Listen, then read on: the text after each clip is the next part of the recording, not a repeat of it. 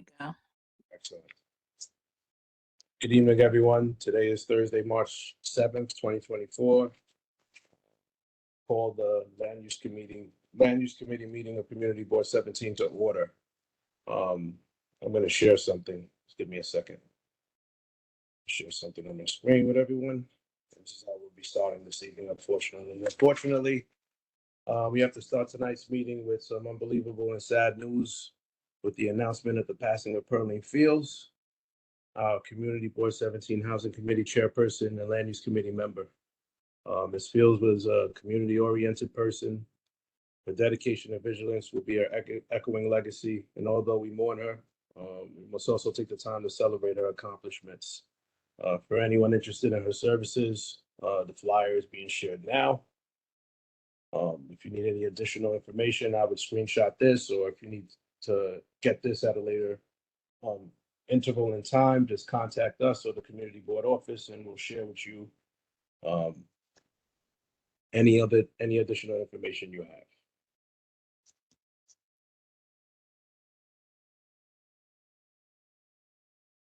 Stop sharing that. Again, sad, quite sad. But in her honor, we move on and try to move through this business. Although we didn't have a meeting last month, we did have our survey submitted, and I did draft a letter responding with the City of Yes with our comments and concern via the City of Yes Economic Opportunity. That letter was drafted and submitted to the agency associated, and we did have Mr. Cunningham attend the borough board meeting, which he echoed to us that the consensus amongst all the other community board kind of echoed ours. There was a lack of information, a lot of clarity, and the only champion really was the borough president. So overwhelmingly, the community boards voted against the City of Yes EO. We're waiting to see what that translates to ultimately, but we did the duty. I hope everybody had an opportunity to review the survey, because it was telling. It does show that we do have different ideas and ideals about certain things, which is good. It means that we were able to give something that was fair and upright. When drafting our opinion, it wasn't completely one-sided, which I was happy about. On top of that, I've been personally having many conversations in the past month about the Shirley Chisholm Center, specifically regarding its workforce opportunities for individuals and contractors. There was a Meet the Primes event, which basically unearthed that some business, as far as the requisitions and the opportunity for contractors and the outreach, seemed to have been skipped, and they kind of skipped a step and started awarding contracts, and they kind of just came to the board came to the community with whatever they were left with. Following that, Chair James made a full request, which we were hoping that was going to unveil who the contractors were, but it ultimately gave information. The most prudent information was an executive summary, which basically breaks out what the original contractor or the awarded contractor Lend-Lease's plan was for MWB opportunity. It breaks it out in aggregates of dollars. It breaks it out in percentages across every 3-month interval from the time of the project starting to now. And based on those numbers, I'm going to say that they're overwhelmingly failing in that instance. As those conversations go on and we get some more clarity, I'll keep everybody apprised of that. But it is something that we are well aware of, and we are all working both individually and together to try to find a requiem to a path that works for everyone. No official land use business has come to the office to my knowledge. So I didn't want to go 2 months without having a meeting. I wanted to get some feedback from everybody. So at that time, I conclude my report, and I'll answer any questions. Ms. Erskine? Yeah, hi. Hi, everybody. Terribly sorry to hear about Miss Fields.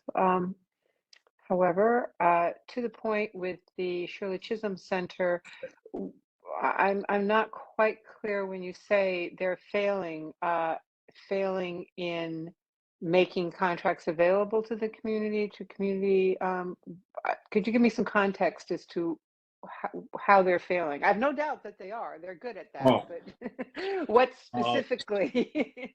I'll dive into how they're failing, and I'm sure Ms. James will have some input for anything that I leave out.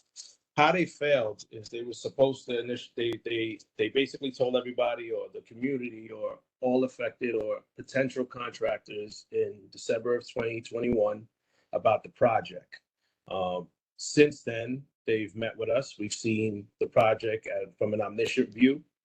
At many points, there were smaller meetings that spoke to the opportunities coming at hand. We were always told as a community and as interested parties that there would be a meeting that would address those concerns and ultimately guideline what would be needed to actually get an opportunity to be a contractor or a prime contractor on the project.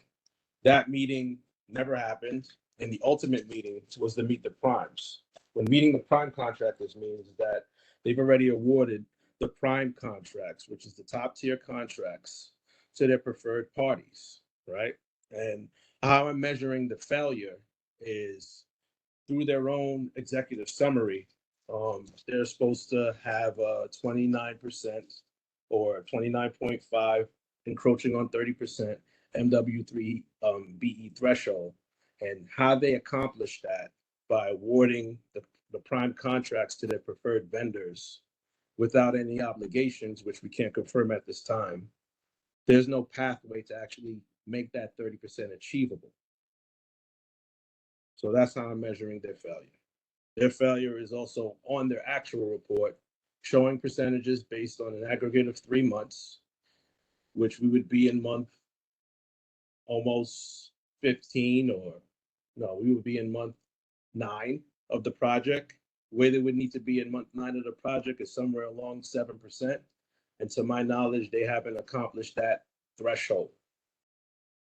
So that's how I'm measuring their failure. Okay, so just to say that I understand, they have not made available to the community the contracts, the opportunity to get prime contracts that they were by law supposed to provide, and they're behind on the scheduling. Is that correct? That's correct. Got it. All right. They passed compliance over to another party, which is McKissick and McKissick, but the pathway to actually gain or achieve those minimums, which they should actually be trying to overwhelmingly exceed those minimums, has not been there. The outreach hasn't been done according to them and their guidelines. The workshops to train and prepare contractors to be able to assess and bid the jobs properly also hasn't been done.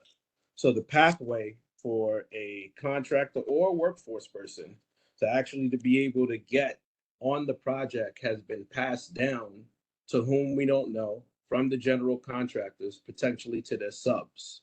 And we're not quite sure how they're going to hold their subs accountable to achieve those numbers. We're waiting for them to show us how they're going to be able to achieve them. Thank you. Excellent. Did I miss anything, Ms. James, Chair James? If I did, please strip me to fill any holes. Well, just in a nutshell, to put it in perspective, by January 18th, they had awarded 16 prime contracts. And what are prime contracts? Prime contracts are the top tier contracts who don't often do the work. They get lower paid subcontractors to do the work, who in turn find lower tier subcontractors. And so what happens is that their MBEs are at the very bottom, right? Just barely able to cover the labor and, probably a very small margin, 100,000, 200, while those on top can be pulling in like $1 million in profit. So by January, they had awarded 16 contracts. Not one contract was to an MBE, notwithstanding that prior to that, they had held an event at Brooklyn College, which was open to the public who wanted to express the desire to be subcontractors. There is an HVAC contractor in our community who has been in business for 50 years, 50 years. They attended the function and they were never contacted. That gives you an idea of how disrespectful the whole process was. And when I personally asked the senior vice president why it is that there wasn't one single MBE selected to be a prime contractor, his response was, well, how are they going to make payroll? The city does not pay every 2 weeks. So already he had reached a decision that any person of color who was attempting to be a subcontractor would not be able to perform because they wouldn't be able to make the payroll, which is very insulting. I'll just add any person of color or from a minority standpoint, yes. Is there any questions regarding that or the chairperson's report? Oh, Ms. Bennett, sorry, I didn't see your hand. Oh, yes. Do we have a list of the prime contractors that run these positions? No, we don't. That's what Ms. James did actually on her own. We were hoping, and correct me if I'm wrong, Ms. James, that the FOIA request would reveal that. But unfortunately, the Department of Design and Construction hired Lend-Lease as a general contractor. And they're the only contract that we can actually see is the point to point from DDC to Lend-Lease. Anyone that Lend-Lease gives contracts to, we don't have access to via FOIA. So we have we could find out. Yes. We could find out, obviously, if we observe the area and stuff like that, but there's no outwardly way to request that information. They would have to willingly give that to us. That's correct. Yes. Because Ms. James, it sounds like they did an end run around the community and the board to get exactly what they wanted and not to give us what we needed and what we required by law. I mean, they're trying to do it is just the method that they took is that they put out there the lowest hanging fruit. And what the executive summary exposes is that they were basically going for the most minimalistic approach, period, right? The lowest common denominators of trying to achieve that status when you're building a project in the name of Shirley Chisholm and what she stood for, and the fact that the representatives that went out and got the dollars and the community boards and the people that gave their time was hoping for a community center that would be built for them by them. They don't seem to have a pathway to make that a reality at this time.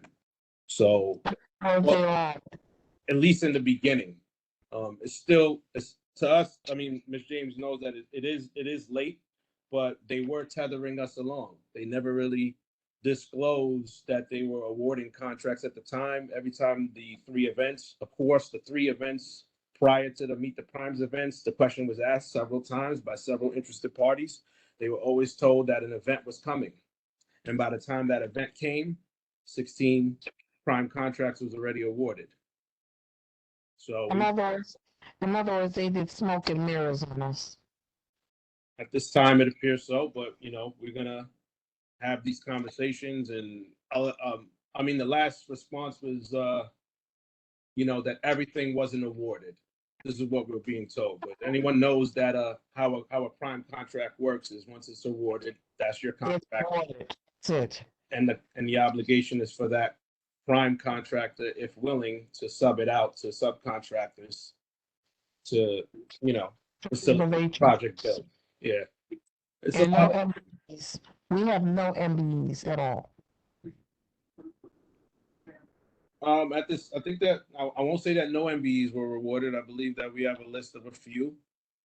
that followed that meeting, but meeting the obligation and honestly and vigorously trying to get that goal accomplished for a project of this magnitude with its location, I don't really see their pathway to doing so. The evidence now doesn't show that they are gonna accomplish even the minimum. Which That's means not gonna they're happen. gonna put a bunch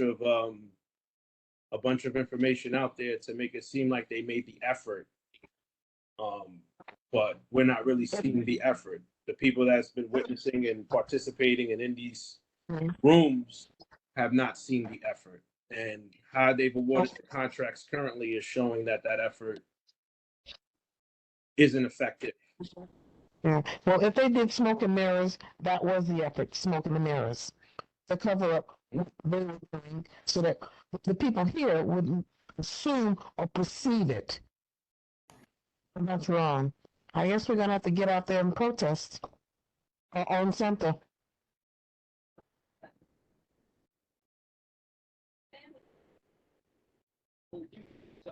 Thank you. No problem.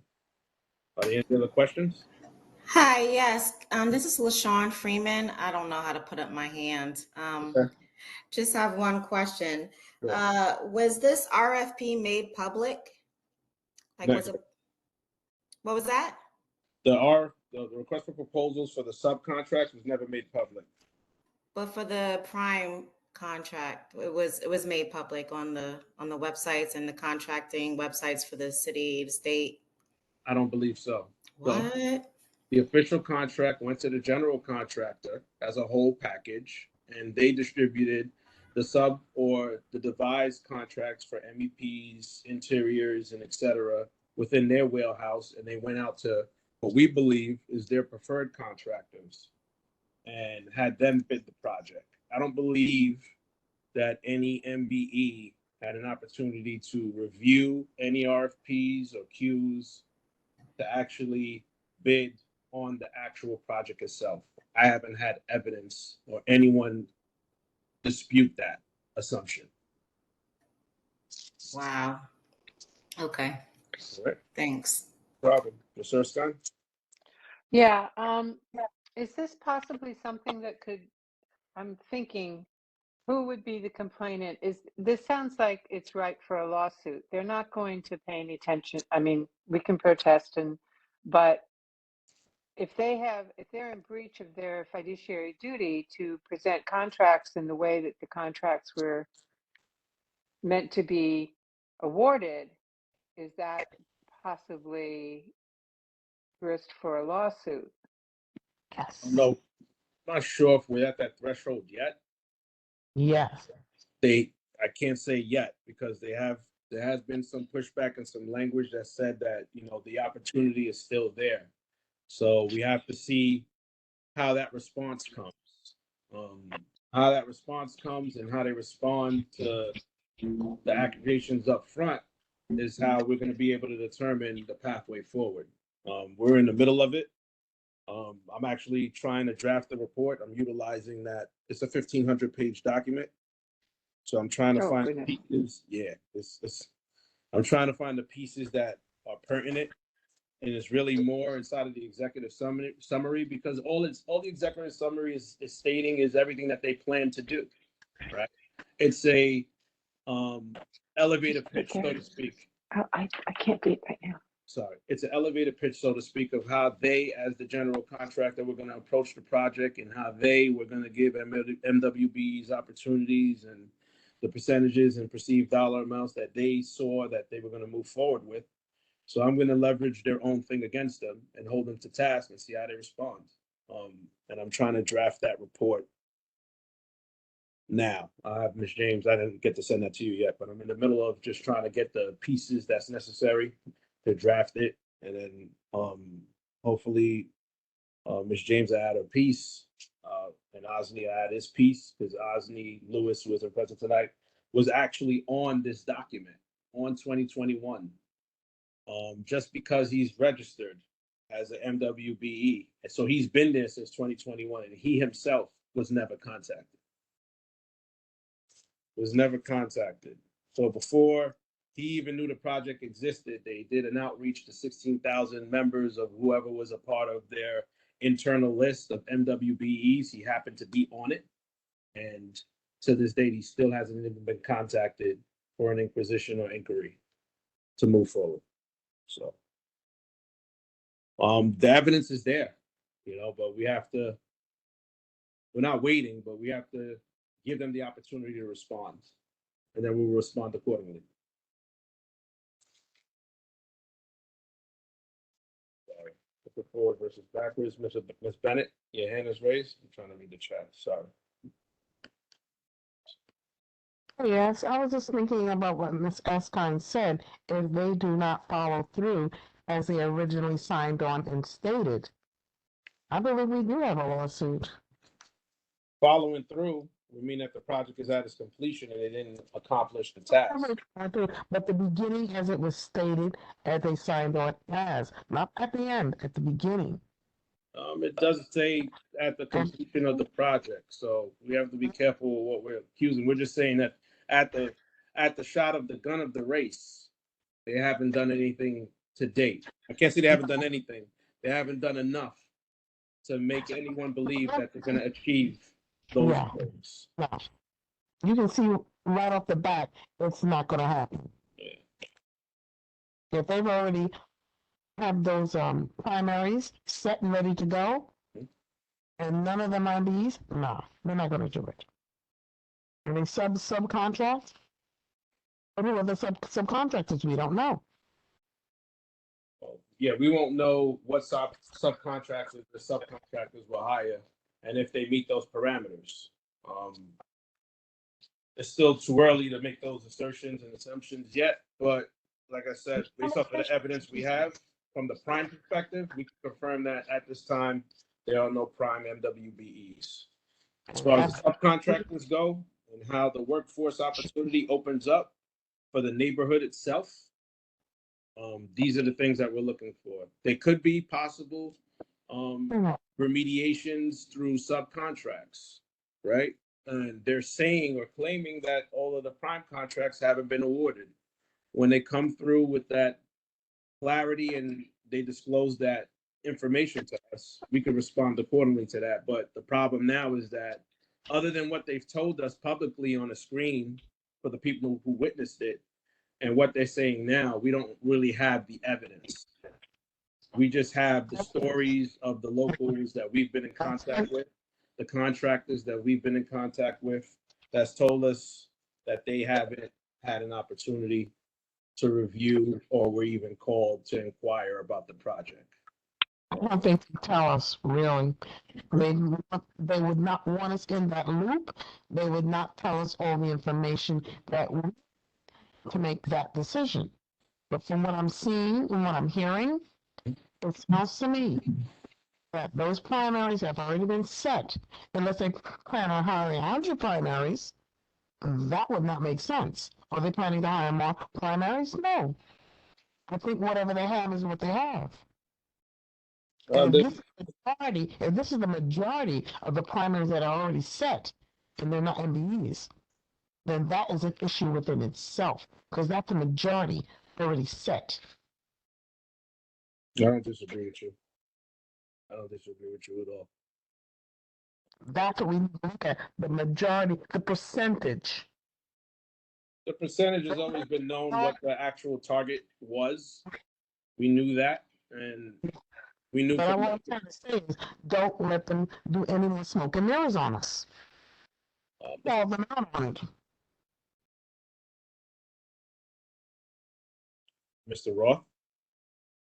Yes. Just one pointer. Just wanted to add to what everyone was saying before. If they're already challenging the people that were chosen for contracts, is it? I mean, I'm not familiar enough with how city stuff work, but maybe it's an opportunity to also just question the need for multiple levels of contractors. Like maybe part of making it more community based would be to encourage that whoever signs the contract is the person who's actually building that project. I know it's not like directly this thing, but just maybe it would be a nice thing to bring up if anyone's ever challenging the city. It's the city, through the Department of City Planning, and through my history, that's just not how construction is done usually. on a project with this numerical value, right? It's a lot to take on for somebody, even though they're bonded and can take the project. Most times they do sub out portions of the work. Sometimes they take on the majority, but portions do get subbed out. And how do I accomplish that? If you go to a preferred, let's just speak freely for a second. If we go to a preferred contractor that does work in the city, like Lend-Lease, and they have a preferred contractor like EJ Electrical, right? And they've been in these positions before. I'm pretty sure that EJ Electrical has a contractor that's a minority business enterprise that they typically sub work to, right? That would help them fulfill that obligation, right? What they have effectively done in that scenario that I spoke of is close the door on any other contractor that has interest in that specific trade, right? And we're trying to make sure that that door remains open, right? So we're in the beginning stages of that door being attempted to be closed, and we're raising a red flag. Okay. It's still early, right? And one opportunity has passed. Now, we may be able to do something about it, or we may not be able to do something about it. But the path forward is we do to correct the situation moving forward. Do we make them obligated to give contracts, and who could we use, or who could we leverage, or who has the voice to tell them that this is what the obligation needs to be? Now we're talking about contracts that have already been awarded, signatures that have already been signed, POs and change orders that have already been distributed. And we're not a part of those day-to-day operations to know that information. All we could do is hold them to task, right? And based on their responses with the right people in the room, they won't be able to get out of the conversation as easily as people who are not as versed, right? Which has been the issue, I think, up until now. But now, Ms. James, myself, Mr. Lewis are trying to have these conversations with them on a public forum and just trying to get the necessary information to judge them accordingly. But what they've shown us, right, to anybody who wasn't paying attention would have seemed fine. And the responses that they gave is showing us that at the time they didn't think that they had anyone that could see through that shroud, but they're mistaken. So as it develops, I mean, it's only been about a month and a half, right? The conversations are happening. There's been Zoom calls. There's been ongoing internal meetings. We're trying to coordinate a meeting now to have an initial conversation. We're going to ask the right questions. If we don't hear the right answers, then we're going to come with the appropriate response. And that's how I feel. But I will tell you that the right people are on it. We're all paying attention in our own corners, and we come together when necessary, but we're definitely all on the same, we're all beating our drum to the same beat on this one. I don't think that we're all, even though we may focus on separate issues specifically, the ultimate end goal is the same. Is to make sure that it's fair and equitable. That's what we're looking for. And selfishly, specifically for stuff within the zip codes associated with our community district. And that goes on to the workforce as well, right? That's one of the things that OSNI has been tasking them is to ask them for, because you can't ask for personal information, he's asked them to provide the zip codes of the people on the work site. Because obviously the project's been going on since June. They've been excavating. According to them, they started underground electrical and plumbing and getting all the infrastructure in place. I believe that they're digging up the basketball court now. They've shut it down. So people have been working there. What is the demographic of the people working there? But that might be a too broad sword to swing. We simply ask for, or we're going to ask for, what is the zip codes of the individuals who are currently on the project now? Which tells us the other side of the story. So we're working. We're working. It's a lot, but we're working. And if anyone's interested in reviewing that foil, I'll share it. It's a lot, but more eyes is better than just a few. You know. I can't Yes. raise my hand because I'm on a call, but I'd be happy to take a look at it. My name is John A. Tontel. It's my first time at this meeting. Okay. I'd love to take a look. Find the best way to share it. probably be a link. Are you? You wouldn't be. All right. When I get an opportunity, I'll see if I can share like a Dropbox link for it.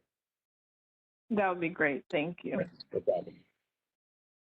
All right, closing out. That was a heavy one. Do we have quorum? I don't believe we do. So let's see Allison. See Allison. Did anyone get to review the meeting minutes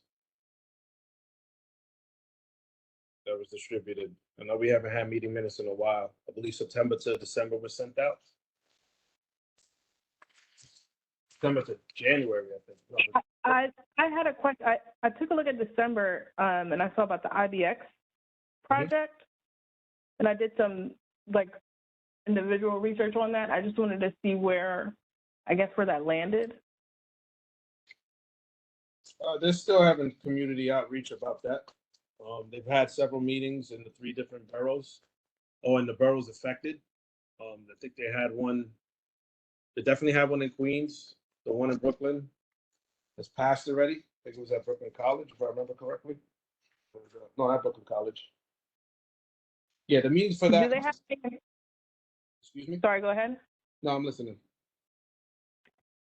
Oh, I was just going to say, do they have any intention on having like a multi-borough meeting? Because I know they want to have individuals in different boroughs, but at any point will there be one where like all the boroughs affected will be in the same room having the same conversation? I would hope so. I mean, I signed up for the website to be communicated for when those meetings happen.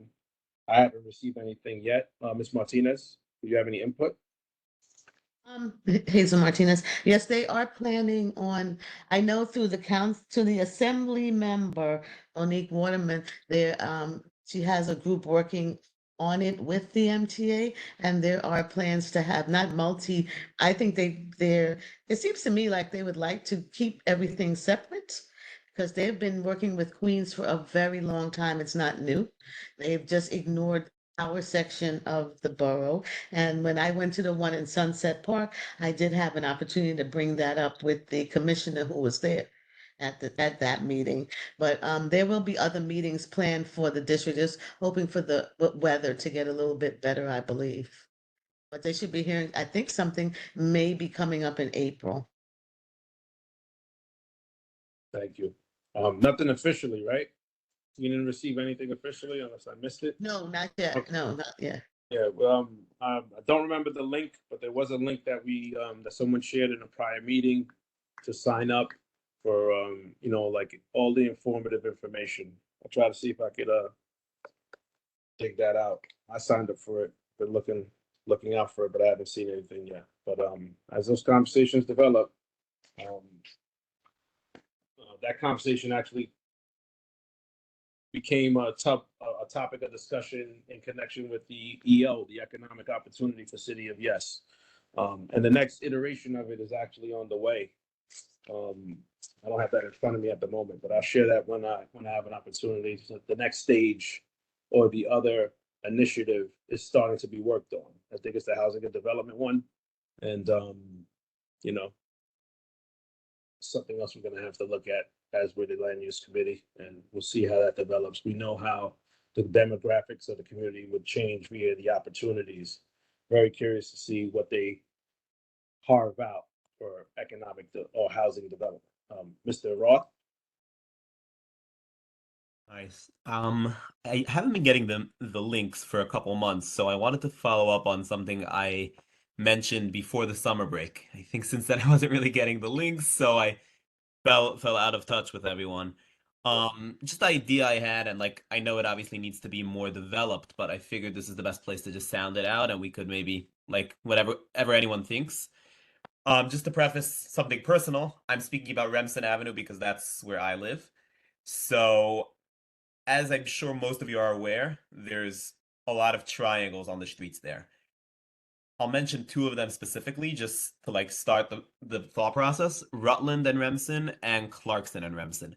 Both of those, I believe, have tremendous opportunity to be developed into some form of a park or something, maybe a little bit of a playground, maybe a bit more of a substantial bench area. And again, without writing anything down, just a couple pointers that could be valuable here is that some of them have adjacent street space, which is illegal to park in.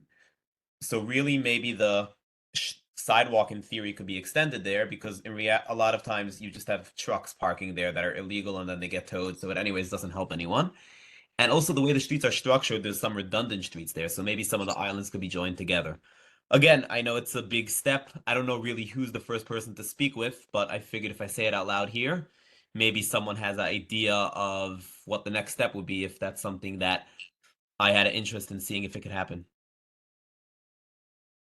The initial steps would be to try to get a report together showing your findings, something that we could share. And maybe we'll have to forward that to one of our local representatives. He's saying even if it's something that's like not super professional, even if it's like meaning me myself typing it up. It's an idea, you know? Okay. If you have the initial idea with the pictures and the formats and some form of illustration that we could all come together and, you know, cumulatively add additional ideas to and make it something that we could move forward with. That's what the purpose of this committee is for. And right? to emphasize, I'm sure there's other things in other sides of the neighborhood. I'm just speaking from what I see. So if anyone else has ideas that could be put together, it would be very nice. You could very well spark something that could turn into something that we could move forward as an initiative. But if you gather the ideas to the best of your ability, you know, and you Yeah, have a I'll see what I can do. You have a room full of people that will be able to add their input and takes, and we'd be able to present something that we could actually move forward with. And possibly there's eyes elsewhere that you may be able to do something like that in other areas as well. We also have you said you wanted to do parks. We also have a committee that's dedicated to parks that may be able to assist with outreach through their communications and through their Rolodex to guide us in the right direction, along with our chair, along with our district manager, Ms. Frazier. Because I'm sure it's something that she's done in the past. So there's enough history and enough experience around, but we need the idea, right? And you seem to have them. So if you could possibly get that, whatever format, you won't be judged. It's a safe space to us with some pictures and some other stuff. And then we could I'll see what I can do over the month. Yeah. We could probably aid in getting something like that packaged correctly and sent to the right party. Cool. Thank you, Mr. Roth. Meeting minutes. I don't believe we have quorum for the meeting minutes. Dale Dawes, Ms. Quashi. Not here. Feels sad. Downs. Miss Eileen, are you on the call? You usually call in. She should be excused.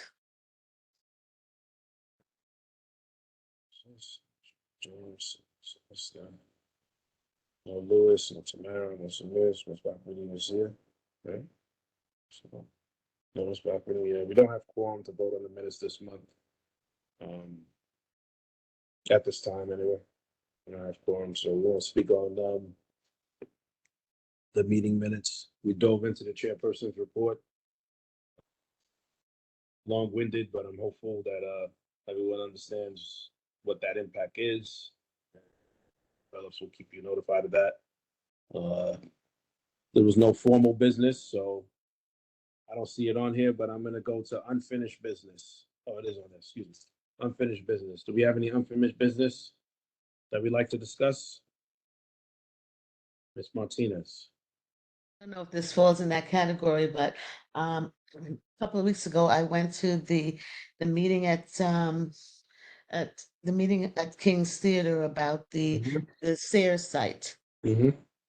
And you know, it's unfortunate that our CB17 was not really represented there because the developer was there. It's the same Clipper Equities, which is the same developer that owns Flatbush Gardens.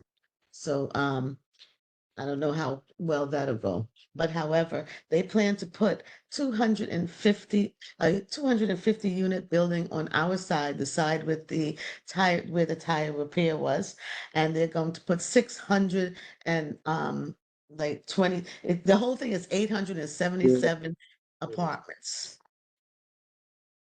in that space there. A 44,000 feet in the Sears store itself. They want an organic supermarket, and on the second and third floors they plan school. They would like a charter school and a medical office or something like that. And but we have to pay. There's supposed to be a 30% affordable set aside on both sides. So we would have to really be able to get people ready for those apartments, application wise. It's supposed to, I mean, they plan for it to be completed in the spring of 2026. They're going to have 440 underground parking spaces, supposedly 316 studios, 304 one bedrooms, and 257 two-bedroom apartments. And but we would have to get people ready I believe, to be ready for our side of it. On our side, because the people on the other side, their elected official was there and everything else. Okay. Do we know what the parameters for getting the individuals prepared for this would be? Is it? No, I'll have to ask Allison about that, but I know that we have to, I mean, it's a ways off, but we need at least have application, whatever the application process is. If it's Housing Connect, people need to get on there, we'll get that sorted out. Thank you. Thank you for all of that. I know we knew the initial numbers, we just didn't know how it was broken up, and thank you. I was able to write them all down. We didn't know about the 250. That wasn't in the public lexicon at the time. So the Sears Center was looking to be, which they would need a URLA for, no? No, they're going to be able to do it as of right. In the commercial space. I gotta see that. Yeah. They're even eliminating they had a community garden that will be eliminated also with this. Yeah, I knew about the garden. We had Yeah. There's a very tiny space, but none of the apartments are really going to be truly, to me, they're not deeply affordable. So there is the small piece of the parking lot that's left actually belongs to, I think, the city. And so they claim if they got that, they would make deeply affordable apartments. I don't know. I've seen that tactic before. And no one was able to define what deeply affordable meant, right? No. As usual. Mhm. Thank you, There was a lot of discussion too about the way that they're doing things, and the way they were asked about the way that Flatbush Gardens handles its trash and all of that. And is that going to be the same thing over here? Was there any discussion about the homeless shelter, the veterans? Well, there's a lot of complaints about the homeless shelter from the residents that live in the community, but they didn't seem very concerned about the homeless shelter. That wasn't brought up by them, but by the surrounding residents. Thank you for that report. It was excellent. You have a couple of questions. Ms. James? I'm sorry, I didn't see how the hands were in the order. Yes, just for clarification, are you saying that there is a portion of the land of land that is currently not owned by them, but owned by the city in CB17? It's not in CB17, it's on the other side in 14. Okay, so it's owned by 14. Yeah, it's a Yeah, piece the little parking lot piece, a small piece. Okay, I just wanted to say for the record, I think it's appalling that the city would grant to a slum landlord who's maintained one property in such an atrocious way the tax benefits. Because when they get a tax abatement and everything that they're getting, that is like putting millions of dollars in the pockets of a developer who has not maintained the property. And I think it's appalling. I think it's just beyond the pale that that developer was allowed to get, no, they could have owned the land, but the issue is they receive benefits, tax abatements worth millions of dollars, possibly even over the years, and that's appalling. That should have never happened. And they're getting 421A. Oh, they beat that? How they, so the contract was in place before it was abolished? Yep, Yeah. they got 421A. Remember, our city council person was involved in them getting that 421A in the first place. And it was some agreement also with Flatbush Gardens. I mean, because I think Allison brought this up to them at the meeting, but you know, they claim that they've done so much renovations to the roofs and all of that. But you know, you could see that they were just trying to be evasive. I mean, I know when the news came out, but I thought, oh, man, they must have slipped that in. I thought that was long gone before that became an official thing. They must have had Somehow they're getting it. good. All right. Mhm. I mean, I don't think that they would be able to build a project of this magnitude without it, so it's believable. But I haven't seen anything on the cityscape. I see more state funded projects ballooning everywhere in our neighborhood versus the private because that thing is still ceased. So in that respect, it has lowered the volume of those scaled projects, but we're just waiting for the next iteration of it. And for anyone who's not familiar, it is a tax incentive, I believe it's 20 years, that basically reduces the tax obligation for a newly built property from the landlord over a 20-year period. It reduces it to like a ridiculous aggregate that doesn't even make any sense. And as it develops the property, and the echoing effects is that it increases the taxes of or the value of the homes around it, which ultimately increases the taxes of those properties. And as a whole, the community at large gets a bigger bill for a residential center or residential building like this to be built. So it has a negative effect on owners locally. The one thing they have over there, though, especially the people on the CB14 side, they have formed a very serious coalition that has really raised their voices, and you know they are being heard. They have their elected official present at the meeting. The manager for CB14 was present at the meeting. They have a very, you know, cohesive group there to really fight for the things that they need, even if it's just to get the trucks stopped disturbing them in early morning when they were all lined up and blocking their way. I mean, they plan to have these meetings, I think, every month. Right. We did have outreach with CB14. They've been the one that communicated that actual meeting for us to attend. I believe we shared. We're going to outreach again. We did draft a letter, though. I don't believe we got a response to our council member. So we're gonna have to follow up on that. Regarding the project that you just basically said is turning residential.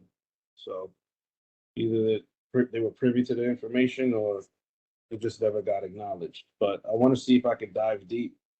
If they're saying that publicly, then maybe we could get an idea of how they're surpassing or how they're leaping over that actual need to change the. Well, I did take some photos of their diagrams that they had there, so I'm gonna try to send them to you. Thank you. As Yeah. usual, I appreciate you. I am very curious, and I'm sure Ms. James is curious, and us as a committee are curious how they're getting around not needing a URLA. I mean, for something that vast, you know, we thought they would possibly have to do something in whatever it was zoned for, but to just leap and do that, that's very interesting. You have to These see what must be happens. very tiny Huh? apartments because to me, the apartments would probably be very small because their only buildings are gonna be 5 to 7 stories. Yeah, that's a large amount. You know, like I said, 250 is that was the number, right? 250? 250 Yes, apartments on our side. for the space that we're thinking about with the Mhm. height limitation is interesting. Like I don't know if Yeah. those I don't know what kind of apartments those would be. Yeah, I would love to see that. All right. Thank you, Ms. Martinez. Mr. Price.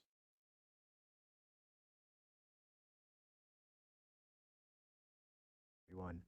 Um, Two quick things. The first is I was just wondering if we've heard anything about what's happening with East 98th Street. I asked because I know someone asked me to see if we could get in touch with the city council member over here, which is Darlene Mealy. And I could explain what my read on that situation is, but I just wanted to know if we'd heard anything first. I haven't heard anything from Mr. Goldstein and his associates regarding that project. Also, I haven't heard anything from Ms. Mealy's office, so I'm curious. I'm eagerly waiting to hear if you had any success with that. Did you? I have not had success yet. My read on the situation is that her political power is really based on a lot of the larger projects in her district. So, like the Langston Hughes houses and stuff like that, some of the nicer stuff. So that's part of the reason I think we aren't getting a response is because we're small to her.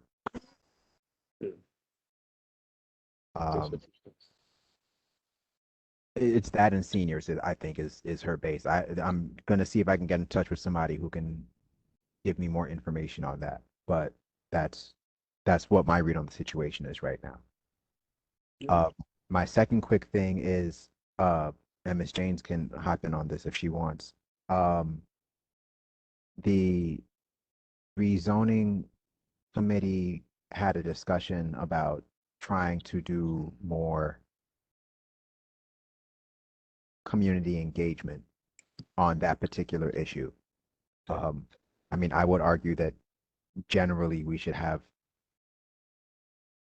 the currently defunct communication committee doing regular outreach of this nature, but we are where we are. What I bring it up to say though is if anybody would be interested in trying to do some of that outreach,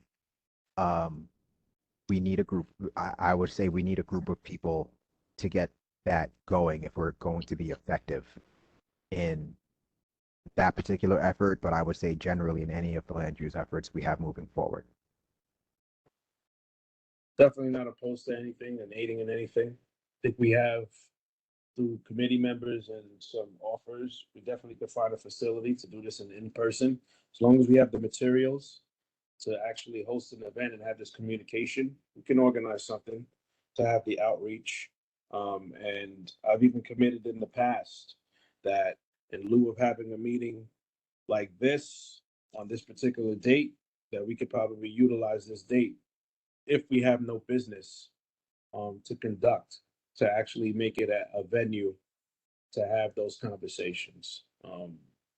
We'll start that up again. Well, to be clear, I would argue that we need more than a forum. We need people knocking doors. We need Okay. people.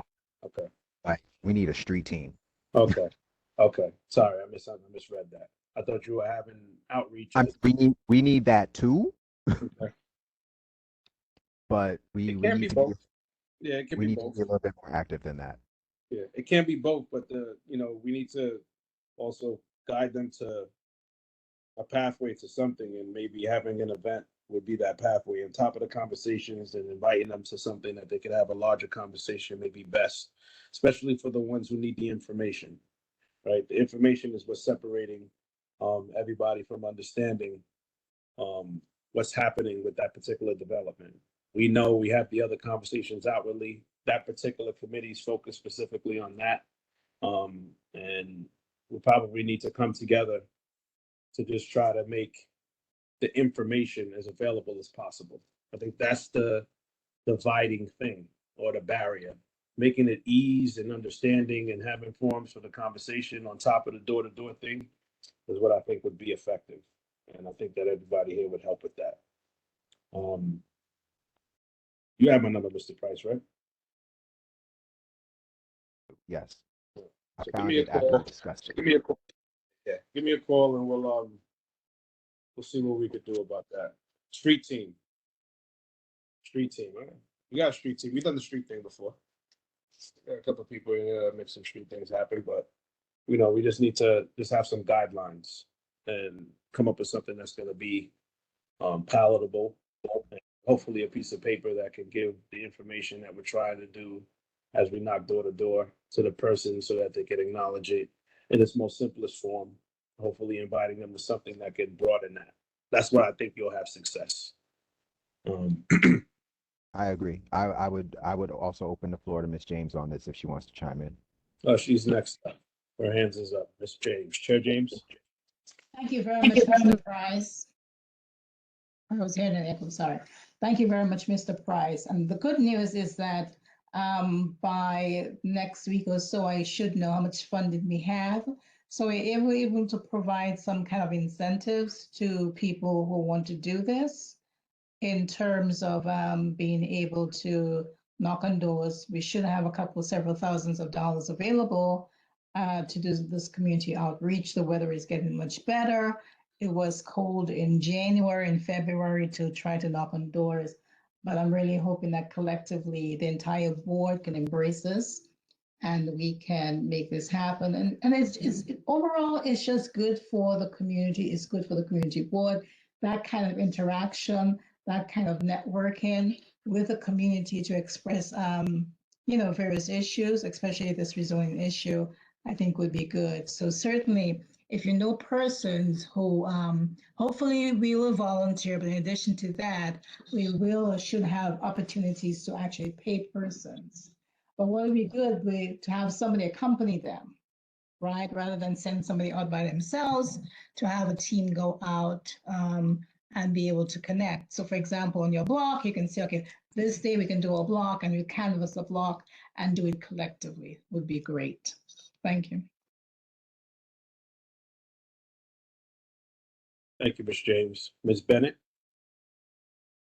Yes, I was going to comment on what Hazel said in regards to the Bedford Avenue project, the Old Sears project on our side, which is 17, and then you have 14 on the other side. They had a meeting, 14 that Hazel attended, but they could run this together. They didn't have a separate one for us. I'd like to know why not. And if you, Mr. Fay, can do something about that. Originally, we thought that there weren't any communication because there weren't any developments on our side, and the majority of the project is on theirs. But we're learning that that's different. We're learning that there are ideas for something. We actually preemptively sent the letter to our city council member to try to get ahead of it with no response. But now that we know that there's something there, there's an avenue for us to actually have that outreach and possibly make something like that happen. Until there was activity, honestly, we didn't really have there was more activity happening across the street than there was on our border. But if there's ideas and concepts being It's coming. Huh? It's coming, so we gotta get to it before activity starts Oh, sure. on our side. I'm sorry, I didn't hear what you said. I said we need to get to it before the activity starts. We know it's coming. We're gonna Right. file permits. Yeah, We're gonna see it. Let's get to it. Yeah, I'll reach out to the 14 chair, Dante, I believe his name is. See if he could put me in communication with a representative from the developer. See, Yeah, cut back. see if we can start this conversation about the affected area. Mm-hmm. Okay, thank you.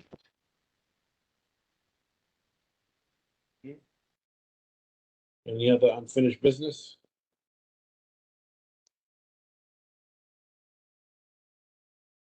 Seeing none, moving on to new business. Do we have any new business?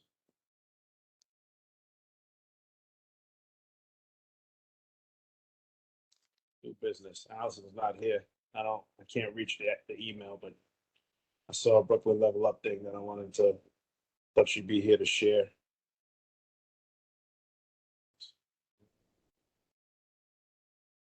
So I pick up my phone, a lot of nonsense emails, excuse me. Yes, she was sending I just want you to add an announcement or an event. So I misread that. All right. No new business? So the automotive center is in our district. Yes, Mr. Johnson, it is. It is. We've known that. The older Sears Auto Center tire shop is definitely in our district. Everything on the east side of Bedford is 17. Right. No new business? One early night. Uh-oh. I got one more question. What is going on the corner of with the development on Church and Rogers? Church and Rogers? Yeah, I see them. They were out there working yesterday and today, but I'm not sure what it's going to be. We clarified what that was gonna be. They're putting up a 6-story structure with 2 sub-basements. It's gonna be residential mixed use. I think I clarified that at a meeting, one of our earlier meetings. We were able to look up the permit and pull that. But that's what that's transforming into. The rest of it, I don't think that there's anything on board yet. I would have to do some research. Yeah. You know, the stuff, I think it was the supermarket. Was that gone now or? Supermarket? I think it's still there. Was it the laundromat then? The laundromat's gone. All right, so then, yeah, so then the laundromat thing, I think I looked at last and it was nothing but demolition permits full. So I could look now when I get an opportunity and see and follow up, but that infrastructure, that structure that's going there, I believe is gonna be a 5-story building with a 1 basement level, and it's commercial mixed use. It's gonna be residential and stores. Probably apartments above, stores on the street. Okay, and across the street on Rogers and Erasmus, I see demolition going on also. The building is down, and I believe they're digging, they're excavating. Did you hear anything about that? Didn't hear anything about that. Rogers and Erasmus. It's on Rogers, on the west side of Rogers, south side of Erasmus. On the corner. Close my eyes envisioning where that was going to be. I feel like I was driving there the other day. See something? You see green boards going up? Yeah, I saw the green boards up. All right, I'll drive by there. One of us will drive by there, see if we can see something. And if they demoed the building there. Yeah, there's nothing on. We'll follow up. There's a lot of activity going on over there in that little corner. Okay, thank you. Looking at Rogers. Yeah, Rogers is disappearing. Church, yeah, I mean, Church and Erasmus. Yep. Just a question before we conclude. Outside of the normal developments we know, like the one on Brooklyn, and other than that, to my lens, I haven't seen any major ones that weren't on the books before. I'm just trying to gauge the effectiveness of the 421A not being active from the time that it stopped to now. Has anyone seen any major projects that outside of the Chisholm Center, of course, that appear to be coming out of the ground, 100-unit plus buildings anywhere in the district in your corresponding neighborhoods? Have you seen anything new in the past 6 or 8 months? Preceding the winter months, because that's when, I don't drive that much. Has anyone seen any activity outside of the normal, as of right stuff that goes in where houses go? Does anyone see any development? Same. All right. Seems like it's working that it's not here. Unfortunately for the one that got. Huh? Just that place on Rogers and Erasmus. Yeah. No, that got in. Well, that's actually, that was probably the roti shop was gone before the seat. That's a different one. That's the first one. There's another Oh, one. the Rogers and Erasmus. Oh, well, we don't know what that's going to be yet. I don't know what that's going to. So I got to see what that's going to actually transform into before I make a comment. The building is down on Erasmus and Rogers, and that's around the corner. down the block from the one where the roadie shop was. Yeah, I gotta see what that actually is gonna be. I'm looking for like the large scale developments. Like the one I saw in Beverly and is that North Street? Another one, but we've known been there for a while. The one on Nostrum, Yeah, around from the precinct. yeah. That's the one that's up the block from the piece and the one down the block from those are the developments that I'm looking to see if I've seen activity like that because it seems like the volume has dropped dramatically from how it was. It's been shut down for 4 years. Yeah, how it was to what it is. So hearing nothing is not not a bad sign, but it's also why we don't have a lot of business coming to us. Why you don't have a lot of applications and you don't have a lot of inquiries and people trying to change things because they don't have that advantage. Well, they do it and they just do it undercover, shall we say. See, certain things they have to tell us, even though they don't like it. Okay, Yeah. Ms. Viglianti.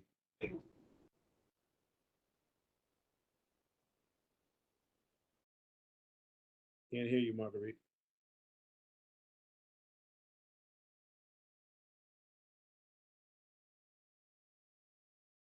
Can't hear you.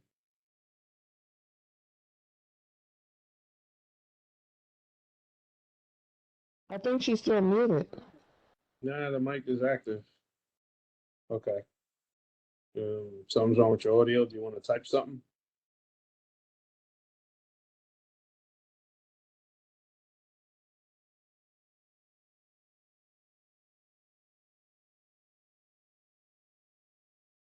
Gas station or Utica and Farragut? Gas station or Utica and Farragut? Ah, That is not that's the state project, is not the city. You're asking about the tax abatement. That's a state project going there, Utica Yeah. Crescent. yeah, a lot of the developments, at least 2 or 3 that I know on Utica state projects. One of which was actually I learned about in Miss Fields, one of Miss Fields' meetings from Monadnock, that they were doing something. At least 2. I think they were involved in 2 in that area on Utica. They have the Utica Crescent. Yeah, there was definitely, and all of them were state funded.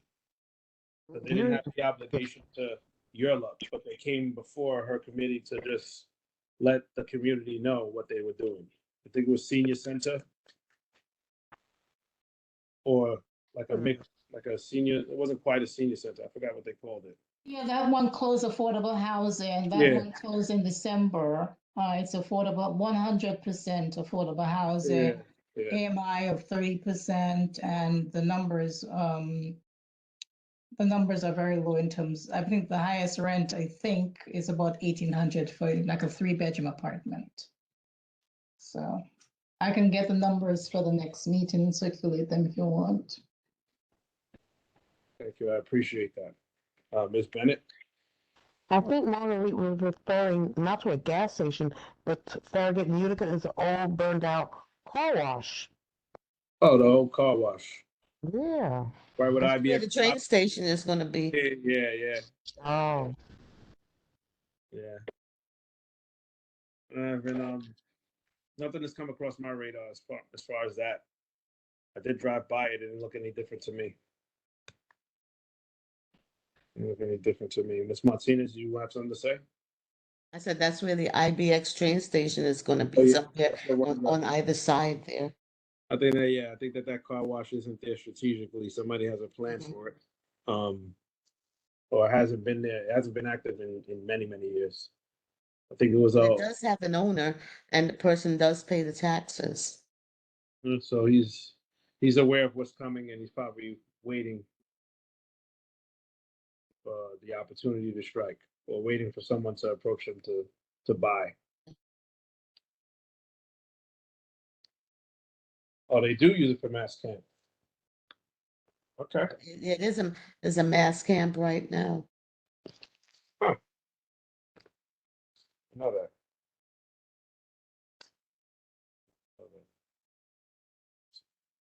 Okay. All right. Mr. Price.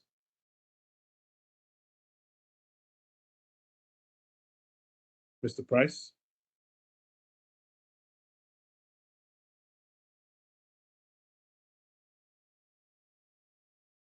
All right, I don't know if his hand is up in error. But hearing no, do we have any other new business? Mr. Price, or do we have anything ongoing? Do we have anything going? I'm sorry, Mr. Frey, he put something in the chat. I Yeah. think he's having problems with his mic. Do we have anything going regarding IBX? Yeah, we're that was spoken about earlier. Do we have anything internally? No, we're still waiting for the informative sessions. Ms. Martinez brought up that, you know, they're planning to have something in the coming months regarding that. But for us, I think that was in Mr. Lewis's court with the transportation, because he has access, or he knew access of how to get into those meetings, him and Ms. Quashi. We're trying to figure out what we could do informatively to approach that. Walking? Do we have, walking. Sorry. Walking regarding, working. I don't know what you're saying, I'm sorry. I'm trying to figure out what you're saying. Oh, I'm walking. All right. We'll get there. I'm not sure what it is, but we'll be in contact tomorrow regarding the other thing. So we'll follow up. Any other new business? Seeing none. Do we have a motion to adjourn? Hazel Martinez, I make a motion to adjourn this meeting at 8:44 p.m. Joan Erskine, I second that motion. Motion's moved, have been properly seconded. The meeting has been adjourned. Happy Easter to everyone if I don't see you before then. I think it's the end of the month. And take care. Anyone has any outreach for any interested information regarding Ms. Fields, contact us. And we'll pass that information along. Mr. Holland? No, I'm just saying happy Easter, everybody. Bye. Good Good night. night, everyone. Good night, everybody. Happy Easter. Good night. Good night, Yes, good good night. night, everybody. And Ramadan. And Ramadan. Right.